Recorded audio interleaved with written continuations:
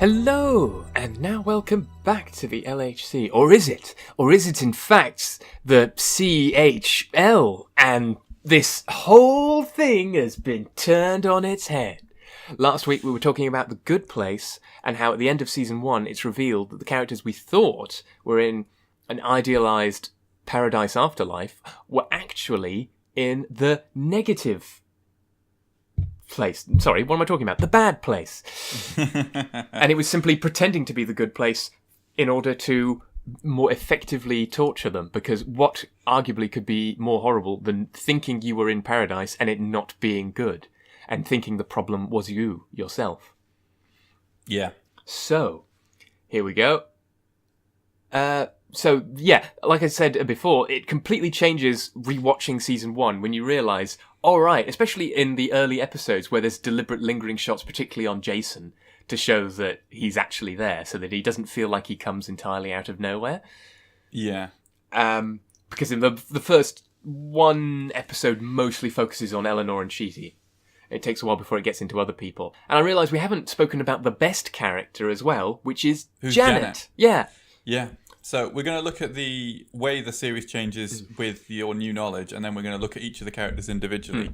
So, yeah, it really is fantastic watching it again, knowing it's torture, just because once you know why the four of them are there and what the four of them don't like and what will really rile them up, it really is like perfectly timed. Like everything Michael does is exactly the wrong thing at the wrong time. And it's a real nice play on, you know, the formulaic sitcom thing where, as you were saying before, you know, talk about X, and then, of course, X happens to be the solution to the problem later in the episode. The fact that Michael is monitoring them all times and, like, throwing this sort of crap at them deliberately. Yeah. So like, all the things example, that we thought were Eleanor causing errors are, like, deliberately monitored by Michael and are caused. By the way, I didn't say that that was the solution. What I meant was that the theme of the episode followed the ethical concept they were considering. Yes, no, yeah, it wasn't that there was a solution. In fact, the good thing about The Good Place is that there are no easy solutions, which is something perhaps Michael should have taken into account when he was making this, because right at the start, it is brilliant, and they are doing very well at making everyone miserable, but kind of in a brilliant way not realising it, because, after all, they're in the good place. It shouldn't be miserable. But what he doesn't realise is that if you keep on living this way, eventually you're going to cotton on. Wait, I've been miserable since I've got to this supposed good place. Yeah. Which they say is perfect. Who is it? And that's probably why they have the whole thing of Eleanor causing the problems. So it's like, anything bad can be attributed to Eleanor. Which is great, is Eleanor has to basically work at self-improvement, which is why this is something she doesn't like to do, and examine herself. But then, what's great is the other person who knows from the beginning they're not supposed to be there, which is Jason, has a very different thing when you look back and you realise, oh right, Jason's whole thing is acting out and doing everything he wants kind of immediately, and he can't do that now. He has to be a Buddhist monk. He has to pretend to be a Buddhist monk or he'll get caught. Yeah, he has to be. So he's always just silent or gesturing or whatever. But I actually do feel like Tahani gets massively tortured, being repeatedly shown up as being not as good as everyone else, knowing objectively everyone's... Like, there is no longer, like, a subjective opinion. It is now, you are not as good as all of these other people. We have, in fact, removed everyone but one person that you are better than. So actually, you are the second to worst person in your entire universe for the rest of time. Yeah. And that cannot change. So, yeah, that's horrible for her. And, like, Cheaty, from the minute at the beginning when he has this, oh, God, I'm here, and da-da-da-da, like, his anxiety around not enjoying the afterlife and not being able to do anything afterlifey because he's always worried about what he's meant to be doing with Eleanor, having a quandary, having to make decisions, all of that he hates, and it's horribly torturous for him. So I do think those two, the two who think they're meant to be there because, of course, it makes sense to them they're in the good place, they do get very tortured. Yeah. But actually, if you look at the two people who don't expect to be there, what they get is they actually don't get that much of a problem. Yeah. Like, this is the thing. It's total torture for Tahani and Cheaty, but actually, look at Jason. He, in public, has to be quite quiet and he has to be reserved. But very, very quickly, he just works out, oh, I'm just going to get a private area. And he just puts up, like, all his favorite posters and stuff, gets all his food delivered in there, plays Madden all day, and just like well, not all day. He can't be there all day, or he'll be found out. Oh no, he can't. But he can. You got to remember that's bad enough for Jason. He wants to just be himself all the time. Yeah, I know. I understand that, but I do think like compared to the other people, he gets off considerably easier. You got to remember these are different people, so that's why you think it's not as bad for Eleanor because she at least has perhaps the wherewithal that Jason doesn't have to actually enjoy being in the good place. But you got to remember there's this very early episode which I think is really important for a lot of people where Eleanor, remember they talk about like it starts off with a coffee shop, flashback to with like an ex-boyfriend of hers, and he says, "Oh, we can't go to that coffee shop. The guy there like sexually harasses people." Yeah, and she just is like, "Oh God, you judging me because I, went to a close coffee thing?" And like she lists, there's another flashback where she lists all these places that she, we can't do that anymore because they do these horrible things. Basically, trying to say like, why bother trying to do the right you're thing? A hypocrite. And really, what she actually is saying is like, it's the old thing of you're at a dinner table and someone's vegan, and you feel that the vegan person is making a judgment on you by making the effort to be vegan. Yeah. You think the person who is trying to... Vegan's the one that's a big deal, but actually I get that fairly often, like, because of... So I can't drink alcohol anymore. Yeah, you can't. And people think it's a moral thing. Yeah, it's just I'm like, no, I'm not moral. I'm physically unable to process alcohol anymore. It happened to be, it's a medical issue. But because, like, veganism, it's a choice. Yeah. So, generally speaking, people are like, oh, bloody vegans, they're making a choice and they're judging me because they've made that choice. But you try telling people, like, you go and someone's like, oh, do you want a glass of wine? You go, oh, I'm sorry, I can't have alcohol. And they just assume you're judging them. Yeah. And I'm like, I'm not. I'd drink it if I could. Honestly, like, I don't have a problem with it. But yeah, but it's not. It wouldn't matter one way or the other. That's the thing. It doesn't matter whether it's your medical thing or if you chose to not drink alcohol. It's your thing. You're not judging someone else for just deciding to not do that. But people take it really personally, and I do think that can be traced to a lot of current angst, particularly on the internet, where people say, "Oh, I can't really get into that because, it reminds me of this bad thing about society." And people, like, lose their minds if you dare say that. Yeah. But, it is that whole, I think you're better than me. And that is a thing that Eleanor really has a... struggle with, yeah. This is why she doesn't like Tahani at all, very much. Well, Tahani does think she's better than her. Yeah. Well, no, yeah, that's the problem. Tahani thinks that she's finally here because it's kind of hard to work out because she was so like looked down upon by her parents and her sister. Why she's acting like this in the good place, but you can work it out. It's because she was looked down upon so much, and like all of her achievements were considered so meh. But now she's got like the ultimate vindication in that she's now in heaven for her stuff that she's done. So of course she feels great about that.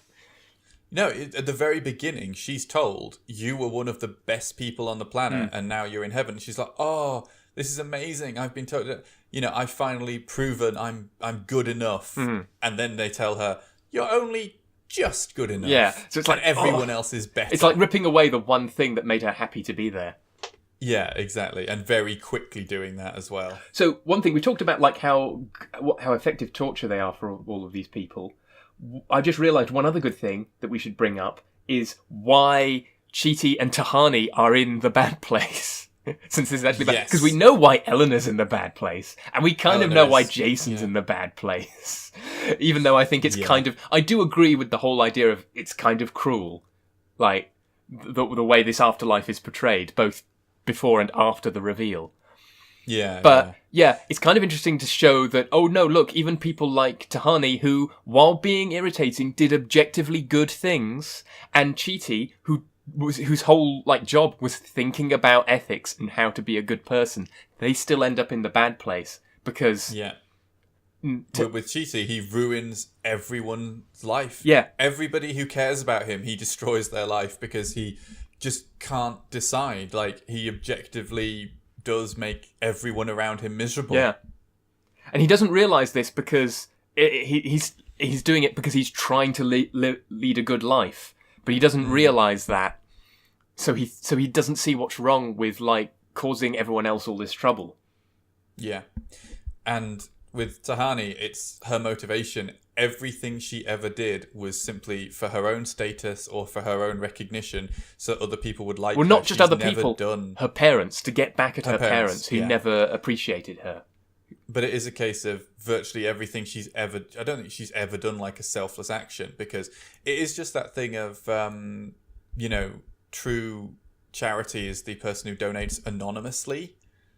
Really, if you're... there is that sort of theory there, but it's not true, but it is a case of if you're more concerned about being seen to be good than actually being good. Like, we were very... an example from my own life. Someone who was having a hard time posted online, you know, on Facebook, I'm having a really hard time, you know, da da da da da da. And then someone literally just posted a comment on there of, have private messaged you. Now, this is not the only comment. Like, this isn't making sure everyone else knows that that person's been heard. The only reason to post this is for the optics. Yeah. It's just a big, hey, look at me. I'm a good person. You can private message them and say, hey, I saw your post. Are you okay? Can I do anything to help? Would you like to chat? But to do that and then be more concerned with everybody else knowing that you've done it. Exactly. I mean, this is the thing. Like, that person... I'm going to blow my own trumpet now, which doesn't really work. But I was going to say, I texted them, like, and said, if you don't want to speak, like, that's fair enough, but you can always come round and chat in person, or we can have a phone call, call me. And later on, they called me and asked if they could stay at mine for a few days. And then they felt a lot better. It was fine. But, do you know, I didn't then go online and post, don't worry, I got this. I'm a better person than you. Because that's not why you're doing it. But yeah, it is that whole... With Tahani, she is the sort of person that she wouldn't help someone unless everyone was watching. Because... Or if she did, she'd be sure to have to tell everyone. Yeah, to tell everyone that she know? did. I don't know. I don't think she's that conniving about it. I think she would still do the right thing, but she would be sure to tell everyone about it immediately. But I don't think... And I don't think that's present in her mind about how that works. She's kind of internalised it. I agree. She has, it's more of a subconscious thing, but it is a case of her motivation isn't to help the person, it's to tell people that she helped the person, or for that person to then be grateful enough that she will go on TV and talk about how Tahani helped her and how she is so much better than her sister. So we talked about all these people and the bad things they've done, and even Michael is arguably a nasty person because his whole job is to make humans suffer. But there is one character who is objectively good, and that is Darcy Carden as Janet, who isn't even really a person. I kind of like how Janet deliberately eschews all the labels the other characters try to put on her, but because Janet is like a special programmed information being that can, like, it says here on the wiki, analogous to an intelligent personal assistant. But yeah, she's like a sort of super concierge, isn't she? Yeah. Like an omniscient and omnipresent and just omnipotent, I suppose, as well. Well, kind of. She can certainly conjure up a lot of stuff. I mean, if she was omnipotent, she'd be able to solve the situation they're in. Yeah, true. So, but if the neighborhood was working as advertised, that would be the case. It's important to say, what is it? Yeah, she is an actual good place Janet in order for it to work, because apparently the Janets they have at the bad place are so bad that if you try and make them act good, their head melts. But no, she's also just absolutely fantastic. And what I really liked is, I don't know if it's true, but I read somewhere that it was a gender blind, colour blind, just everything blind casting. Oh, good. Like, they said, we need someone to do this and do your best this, and that actor was the one who just blew them all away with their performance. And I do think, as much as we've gone on about how I think everyone in this is so well cast. Oh yeah, but yeah, Darcy takes the cake. She is fantastic at her job. Incredible, because not only do you have this very unique sort of character that is incredibly alien, but then she also has to play like the bad Janet, and she also has to play like all the different kinds of Janet, because in season 1 we never really got into it. Janet gets killed or like reset. and has to... Which is possibly one of my favourite scenes in the whole series. Oh god, that is actually so hilarious. It's the first time they actually have to press the button. Is because she says, as a safety feature, I will beg for my life. This is the button, but be aware, I'm not a real person. I can't die. This is just turning me off. It's not a big problem whatsoever. But I will beg for my life. And she's like, no, please, these are my children. You can't leave them without their mother. Please. And as soon as they walk away, she's like, this is a stock photo. These children aren't even mine. This is ridiculous. I can't have children. I'm not a person. Just... Oh, no, I absolutely adore that scene. It's just fantastic, the way she just flicks between begging for her life and then telling them that it's not a big deal. But I think the best bit in that whole scene, though, is as soon as the button's pressed, she just appears in a massive window to everyone in the whole neighborhood, just going, hey, I have been murdered. Just so you know, I have been murdered. So everyone immediately knows, so they can't even do it in... It is great, yeah. No, she's the best character in it by quite a margin. And it's not like because she's a perfect non-human entity that she's away from character development. She changes, but in her own way.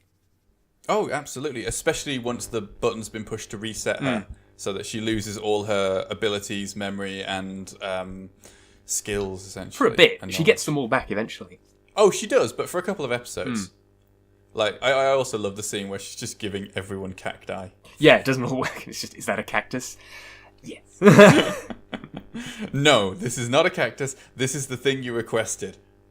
It's just going to be a cactus, though, isn't it? I assure you, it is not a cactus.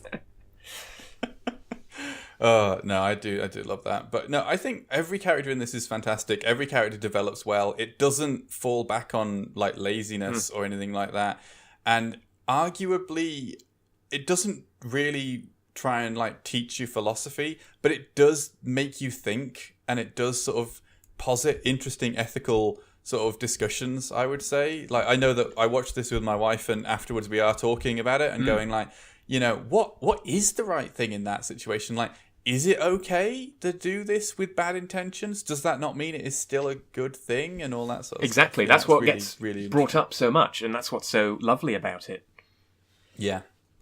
I mean, it's always nice when you've set up a premise and then spend your entire thing deconstructing your own premise. Like, it reminds me of like what Asimov did with the iRobot books, where he said, here are 3 laws of the robotics, which mean that these robots can never go wrong. And then he spends the entirety of iRobot working out all the ways it can go wrong and how it isn't perfect. So, yeah. But yes, what else for season 1? Season 1 is just fantastic, and everyone should watch it. I think that should just be the summary that everyone should take away from this. If you haven't seen it, you should have done, and we're sorry for spoilering, but it's your own bloody fault. You should have watched it before listening to it. It is on Netflix in the UK, and you can also, I think, buy it on Google Play. Google Play does seem to randomly be like the place where don't want to get a subscription for stuff. Some of it is available on Google Play. Apart from... It's not... certain things. Like I bought... I don't know, did I buy... Oh no, I bought that on Amazon. Sorry, I was thinking of something else. Just so people are always aware on the UK, be careful when buying Steven Universe online, because a lot of the streaming stuff and a lot of the buy it to stream Steven Universe ones are the ones edited for UK TV, where they randomly cut out bits. You do know that should have been the bit that you said at the end of the Steven Universe episode, not the Good Place episode. I think I did say it in the previous one, but yeah, I was just brought up because I was just thinking about stuff that isn't there. Just when are you not thinking about Steven Universe? When I'm watching She-Ra at the moment. That's a fair. We may do an episode on She-Ra if Lewis can ever convince me to sit down. And watch it. I know. If you're not interested in it, it would just be infuriating, because I've met people who seemed like they would like it, and it wasn't for them, and they just didn't like it at all. Yeah, and also, as much as this is often fun if we have a counterpoint to one another, it isn't much fun if you love something and then someone else is just going, but it's bad! It's objectively bad! I wouldn't say She-Ra is objectively bad, but I would say it's slow at the start, which can put people off. I mean, it's certainly not... Anyway, we're getting distracted, because that's the thing. Actually, that's one thing to say, is because so much of the stuff I watch on Netflix, right? And I would agree with, So yeah, She-Ra, Voltron, the Daredevil season, with very few exceptions, the stuff I watch on Netflix, the first season isn't good. It's passable, but it's not good. I like season 1 of Daredevil. But season 1 of The Good Place, maybe because it was made originally for CBS, I think, for TV, first of all. No, NBC. It was made for NBC first. It is, it's fantastic from the get-go. Like, yeah. I checked when I went back to rewatch this, because I was like, let's rewatch season 1. And I was like, but season 1 is the one where everyone kind of like doesn't know what's actually going on. Will it still be interesting? And it really was. No, it is. It's both worth watching the first time and the second time. So even if you've seen it and you're listening to this, just rewatch it. Like Lewis said, we should do a thing on The Good Place. Could you rewatch all of season 1? And I went, oh, yeah, fine. Okay, I'll put it on in the background. You know, I know vaguely what happens, but I need to refresh my memory. So I thought I was just going to background it. I backgrounded maybe the first 10 minutes, and then I watched all of it in one day. Like, it's not even that long, because it's 13, 20-ish minutes episodes. So it's only about, 4.5 hours, maybe 5 at a push. Mm-hmm. So yeah, you can binge it in half a day, and it is totally worth doing that. Exactly. So yeah, I suppose that one of the last things to bring up is that one thing that only exists in season 1 is good Michael, as played by Ted Danson. Because you have the Michael that Michael is pretending to be, where he's trying to be a good place architect, and you see him sort of hanging around with humans and thinking that human stuff is fun, when actually pretty much everyone in the bad place thinks that humans are disgusting. And he also is genuinely trying to help people. And like I said, the one where he just says, I'm trying to learn about Friends. I even watched all 10 seasons of Friends. And there's this great bit where he eventually gives up and he just says, Janet, my hoodie. And he gets given this grey hoodie and just lies down on the floor. And he goes, I feel like Friends in season 8, just randomly pushing Rachel and Joey together, even though it makes no sense.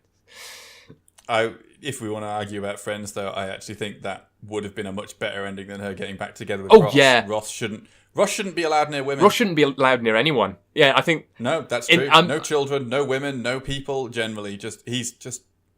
Ross is in the bad place. I know the character is not dead in the end of the series, and I know that the actor is still alive as well. And he's actually a good person. No, yeah, but frankly, the character, Ross, is definitely going to... Actually, there's an interesting one. Let's round this off. I think Ross goes to the bad place. I think everyone in Friends goes to the bad place. Phoebe goes to the bad place in a heartbeat. Phoebe is not even an argument, in my view. Joey goes to the bad... No, see, Joey tries to do... Joey, I think, is occasionally drawn away by avarice and anger. You got to remember, this is the thing. Their version of the Good Place is really exclusive and nasty. It's one of the things... That's true. It was when they show the map, it was occasional green dots in a sea of red. So, all right, yeah, there you go. Monica is definitely bad place material. Too concerned with her own... Well, Monica is basically prototype Tahani, yeah. Yeah. Yeah, really concerned about the optics and wanting to make sure she's seen as being good enough because her brother has been put on a pedestal by her parents. Rachel would have been definitely the bad place at the beginning. That's why slowly started to redeem herself. But the minute she picks Ross right at the end, that's trying to help a horrible person, though, surely. I actually think Rachel does pretty much stay pretty good. Rachel kind of does become a good person by the end. She's kind of got Eleanor's arc, to be fair. Person.